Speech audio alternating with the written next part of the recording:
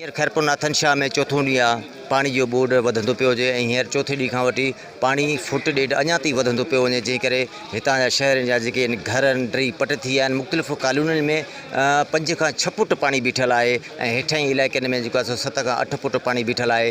हींअर जेको हितां जा माण्हू जेको आहे सो ॿाहिरि निकिरण जे लाइ बि जेको आहे सो फाथल आहिनि। हीअं रेस्क्यू बि कान्हे जेको आहे सो हितां जा शहर जेके हितां खां थी महफ़ूज़ मुंतक़िल थियनि ऐं हिते जेके बाक़ी रहियल जेके माण्हू आहिनि उहे बुखू कटण ते मजबूर आहिनि। न इंतिज़ामिया तरफ़ां न राशन आहे न टेंट आहे। इन करे जेको आहे सो अचो त हितां जे रहवासियुनि खां पुछूं त उन्हनि खे कहिड़ियूं तकलीफ़ूं आहिनि। ओ दुनिया जा मेडा वारो खैरपुर नाथन जा 5 लख आबादी के दरबदर कयो वियो, असांजे बच्चन के दरबदर कयो वियो। छो तव्हां निंड्रा आहियो छो? अदाजी अमीन चयो त 12 फुट 13 फुट, पर असां मापे आया आहियूं। असांजे घरनि खां 15 फुट पाणी आहे। असांखे अॼु 7 ॾींहं पाणी जो मुआवज़ो कंदे कंदे कंदे कोन ॿुॾंदासीं। हे सॼो ज़िलो यूसियूं दियूं ॻोठ परेशान। अवल त असां अर्ज़ु था कयूं मुराद अली शाह खे, बिलावल खे, ज़रदारी साहब खे, शहबाज़ शरीफ़ खे, अहिड़नि जे हथ इमदाद ॾियनि ऐं रिलीफ ॾियनि जेके सभिनि खे इंसानियत सां विरहाए ॾियनि। ही जेको असांखे हथ सां ॿोड़ियो थो वञे 2010 खां वठी 2010 में ॿोड़ियो वियो हथ सां, हींअर 2022 में ॿोड़ियो वियो।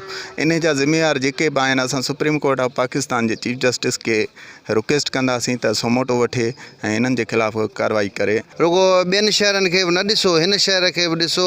हिते जेके इंसानी सहूलियतूं न उहे मुयसरु कयो, सिहत जूं न उहे मुयसरु कयो। जॾहिं त कैनशाह खे 3 डिफेंस लाइनियूं हुयूं, तव्हां कहिड़ो जेको आहे सो किरदारु पंहिंजो अदा कयो? को बि किरदारु अदा न कयो। हिते माण्हू जेको आहे सो 2 वेले जे मानी जे लाइ परेशान लॻा पिया आहिनि। वेठा विच में सामान बि उते पियो आहे, माना अलाह जे आसरे ते सामान पियो आहे। हाणे बचे यार वञे हलियो, महिरबानी कयो, असां ते भलाई कयो। बसि असांजो को हाल न आहे सही।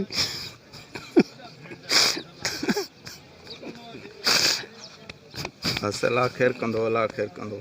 पर हाणे कुझु खुदारा कुझु माण्हुनि खे त कुझु ॾियो, पाणी त पीअण जे लाइ ॾियो। माण्हू वीचारा पाणी जे लाइ हिन महिल परेशान आहिनि। खाधो त पंहिंजी जॻह ते, ही तव्हां आवाम ॾिसो त तव्हांखे ॿुधायूं त 30% माण्हू कैनशाह जे अंदरि वेठा आहिनि, पर पाणी जे लाइ परेशान आहिनि। खुदारा को रेस्क्यू आणो, ॿेड़ियूं आणो, माण्हुनि खे ॿाहिरि कढो। ही इंतिहाई परेशान माण्हू मज़दूरी कंदो आहे, हिन खे सॼो शहर सुञाणे थो। दाऊद जोखियो, हिन जी फैमिली रही पई आहे। रेस्क्यू वारनि खे अपील था कयूं त हिन ग़रीब आहे फैमिली जेका आहे हुनखे रेस्क्यू करे कढियो वञे। खाइण पीअण जे लाइ का शइ त कोन्हे, पर पीअण जो पाणी बि न आहे। खुदारा हाणे हिन खैरपुर नाथन शाह जी आवाम ते तरस कयो। हींअर असां मजबूर आहियूं, न को रेस्क्यू वारो थो अचे, न को मालिकी करण वारो आहे, न को MP आहे, न MA न। हींअर असां वटि राशन कोन्हे, न बिजली आहे, न पाणी आहे। असां ॾाढा परेशान आहियूं। असांजी न माली मदद केरु करण वारो आहे, न को असांखे राशन ॾियण वारो आहे। ऐं हितां जे माण्हुनि जो इहो चवणु आहे त हिते रेस्क्यू वारो अमल कोन्हे, जंहिं करे हितां जा माण्हू अञा ताईं फाथल आहिनि।